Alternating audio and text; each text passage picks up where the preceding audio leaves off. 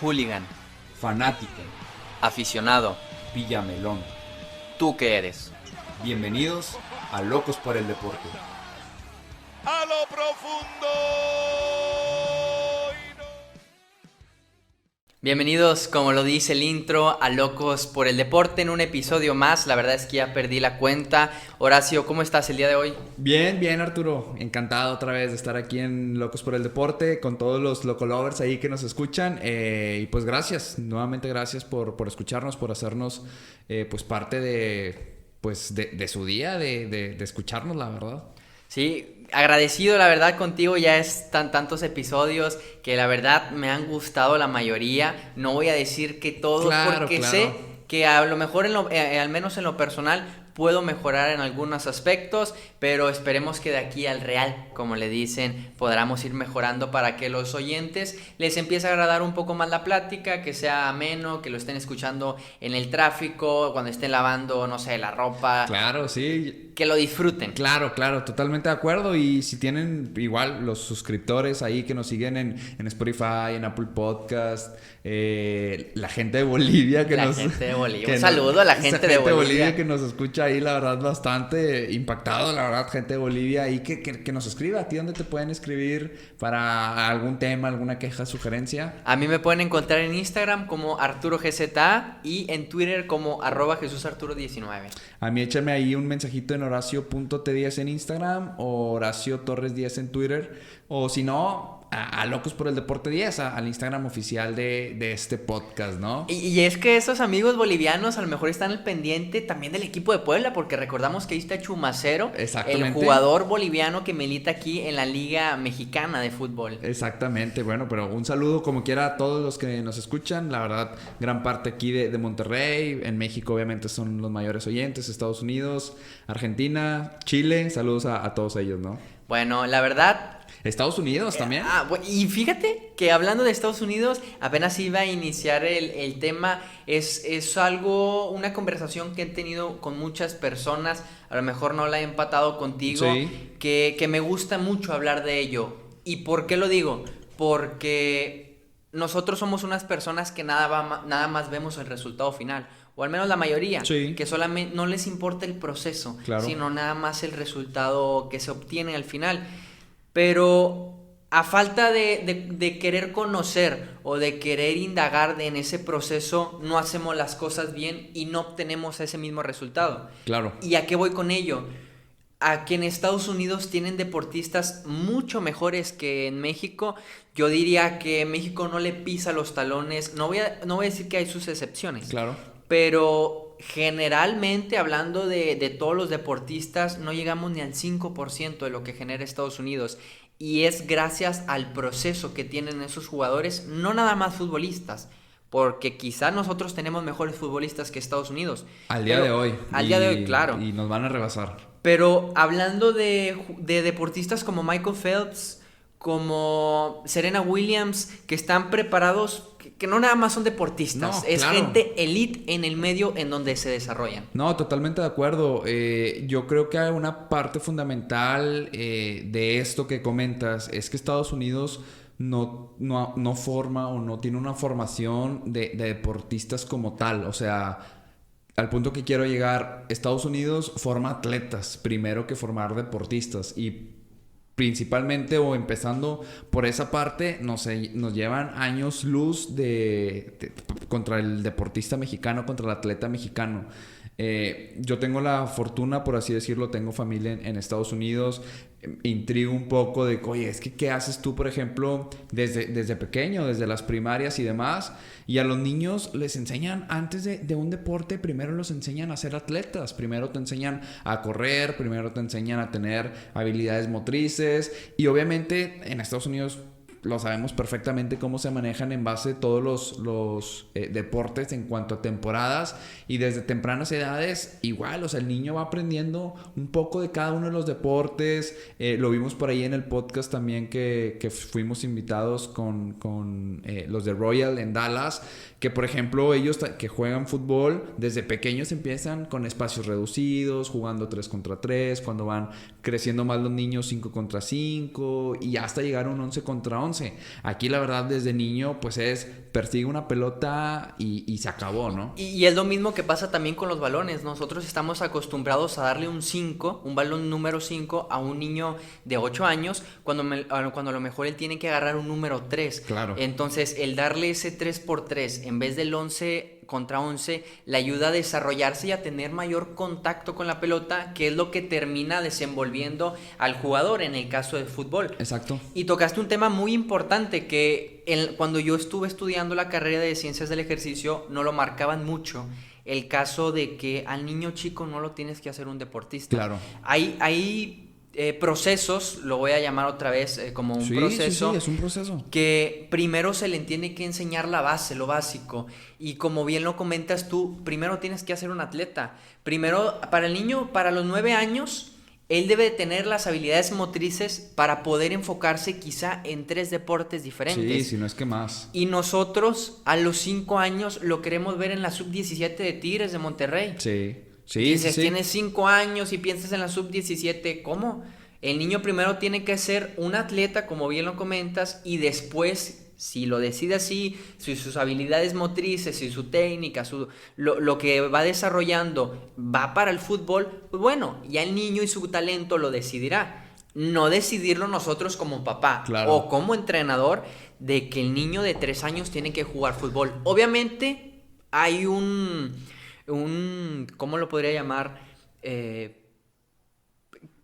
Quieres que el niño juegue fútbol y va sobre esa línea, obviamente. Siempre hay un favoritismo hacia un deporte. Sí. Pero no inculcarlo obligatoriamente de que tiene que ser así. Yo creo que aquí el problema también es algo cultural, o sea, cómo nosotros como mexicanos crecemos y cómo crece el gringo, la verdad. Nosotros, y cómo llevan el desarrollo, en este caso el deportista. Nosotros vemos jugadores elite, o sea, jugadores que ya son profesionales, que incluso en su etapa como universitario, por así decirlo, ya en una carrera profesional, a veces hasta practican 2 o 3 deportes. Ahorita se me viene a la mente rápido, no sé, Draymond Green, que estaba con los Spartans, estaba media temporada con el equipo americano, se acababa la temporada americano y después se iba a jugar básquetbol y ahorita es una estrella de la NBA. También el quarterback de los Seattle Seahawks, se me va el nombre. Russell Wilson. Él estaba en béisbol y en americano y bueno, al final él decide llevar su carrera por el americano y es una estrella de la NFL, y infinidad de jugadores que vemos en el estrellato de ya un deporte en específico, en su etapa todavía ya básicamente muy madura para pasar al profesionalismo, seguían jugando más de un deporte y a buen nivel. Entonces eso es parte porque el americano también sería, yo creo que un caso de estudio, checar también los chinos porque son muy buenos en los Juegos Olímpicos. Entonces la cultura y cómo llevan todo el proceso de los niños, en este caso, hasta llegar al punto final, es interesante. Y fíjate que me atrevería a decir que obviamente también es culpa de los entrenadores. Nosotros los entrenadores no debemos de seguir la línea que a lo mejor México tiene. Claro. Si tú conoces lo que hace mal México y lo que hace bien Estados Unidos, no porque estés aquí quiera decir que tienes que hacer lo que hace México. Tú puedes adoptar un proceso, un plan de entrenamiento que tiene Estados Unidos e implementarlo aquí, pese a que a lo mejor no tengamos el mismo talento. Claro. Obviamente no vas a darle un juego como el Barcelona a un equipo que técnicamente no puede, pero sí trabajarlo como si fuera el Barcelona, ¿verdad? No te estoy diciendo que lo vas a hacer jugar como el Barcelona, pero al menos sí intentar entrenar como él. Claro. ¿Y a qué voy con esto? Que no nada más los entrenadores tienen culpa de eso. Yo siento que, como dices tú, la cultura, hablando del gobierno en Estados Unidos... Hablo del gobierno no porque sea un especialista en saber cómo se maneja Estados Unidos y México, no.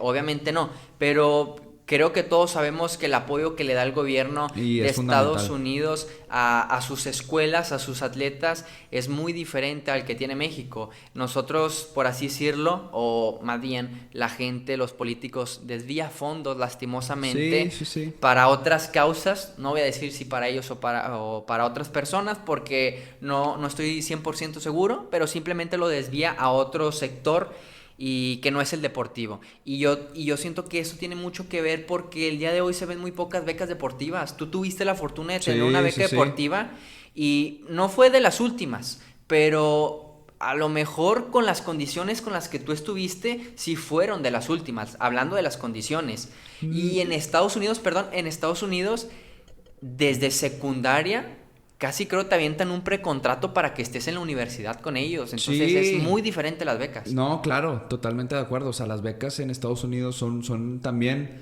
o sea, son muchas, obviamente, por la cantidad de habitantes y escuelas que hay. También son escasas en el aspecto de se lo dan al verdadero talento. Y aquí, lastimosamente, no hay, cada vez son menos las becas deportivas que hay, al menos para universitarios.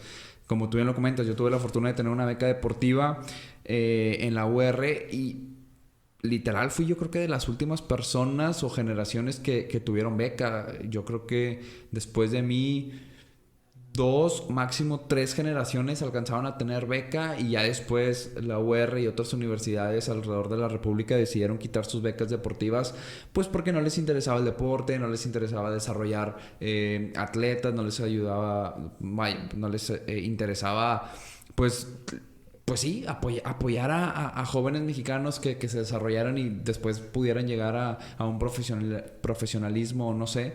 Pero sí, allá en Estados Unidos la verdad es que es una parte muy importante también como el apoyo viene desde arriba, ¿no? Entonces, si el apoyo desde arriba viene, fluye, más la cultura, más todo, ya los ingredientes que pusimos sobre la mesa, pues obviamente cualquier atleta estadounidense pues nos va a llevar de calle, ¿no? Entonces, todavía ahí yo le agarro mucho valor al atleta o deportista mexicano que logra hacer algo en Olimpiadas, porque la verdad tiene muchos contras en su parte, ¿no? Ahora, nosotros no tenemos las especificaciones o las condiciones que tienen las becas de Estados Unidos, pero sí tenemos el ejemplo en México, como lo estamos comentando contigo.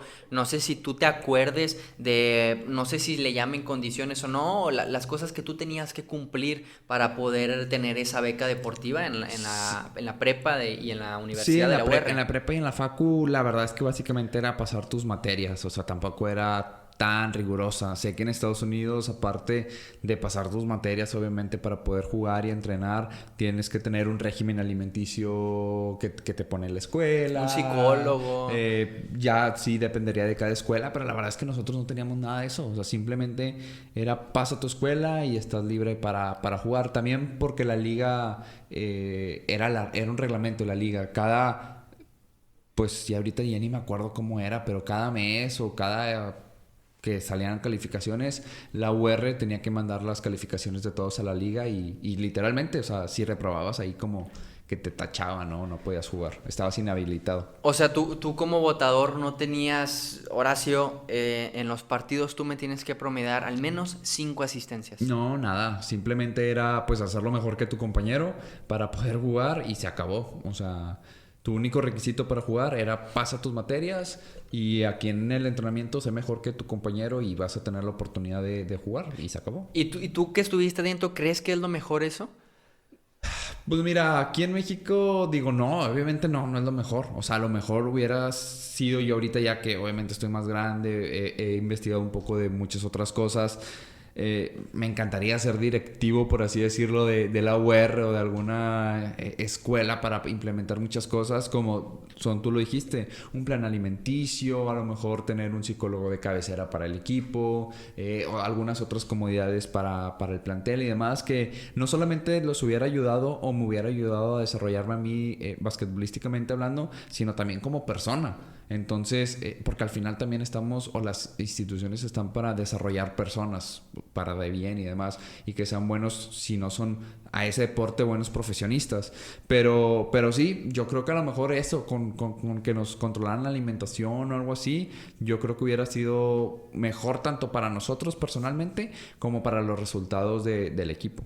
Ahora, estamos hablando también de en tu caso, de una escuela privada. Sí. Y estamos hablando que ni siquiera nos acercamos a lo más básico de Estados Unidos. No. Allá en Estados Unidos, una escuela pública, por así decirlo, tienen mucho más facilidades, mucho más herramientas que tenemos aquí en México. Sí. Y por eso es que ellos desarrollan mejores y mucho más atletas que México. Claro. Nosotros podemos decir, ¿por qué no le competimos en Juegos Olímpicos a Estados Unidos, en China? Aquí está la respuesta, porque México no tiene una base generadora o mejor dicho, de atletas, claro, que posteriormente se convierten en deportistas, agarran su ramificación, por así decirlo, y nos representan en los Juegos Olímpicos. Obviamente hay casos excepcionales, como Soraya Jiménez, y me puedo pasar todo el podcast diciendo de atletas mexicanos. Claro.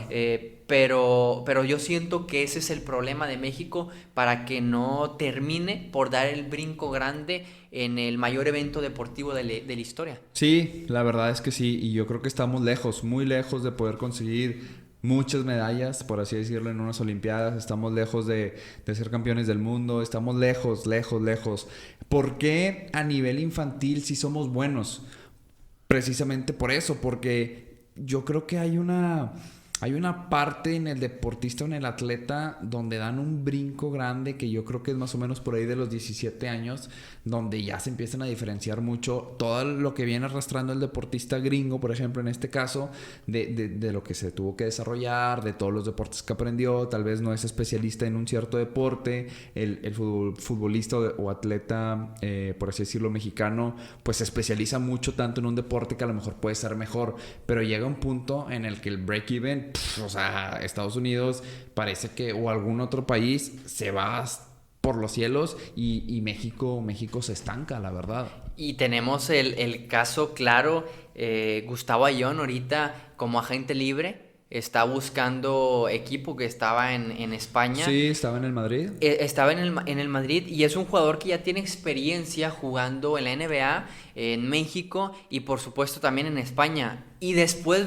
volteamos la cuchara y vemos a un jugador de 19 años que está rompiendo la NBA. Sí, entonces dices, ¿cómo puede ser que alguien con experiencia en la NBA, en España y en México tenga un peor contrato o esté como agente libre que un chavito de 19 años de Estados Unidos? Eso sí. Y es gracias a lo que estamos hablando. Sí, totalmente. Ahí yo creo que ya también Gustavo Ayllón, pues la edad ya le pesa un poco. O sea, ya también no sé cuántos años tenga, pero ya es treintón alto. Entonces, pero sí, definitivamente hay otros basquetbolistas, en este caso mexicanos, jóvenes con talento, veinteañeros, por así decirlo, que tienen la posibilidad, pero pues no, o sea, simplemente no dan el despegue como si lo está haciendo Zion Williamson pues al día de hoy, 19 años. Un monstruo total en la duela. Un monstruo, ya hablaremos de él. Me acuerdo, nada más para calentar un poquito el tema, aviéntense el cuarto de su debut. Sí.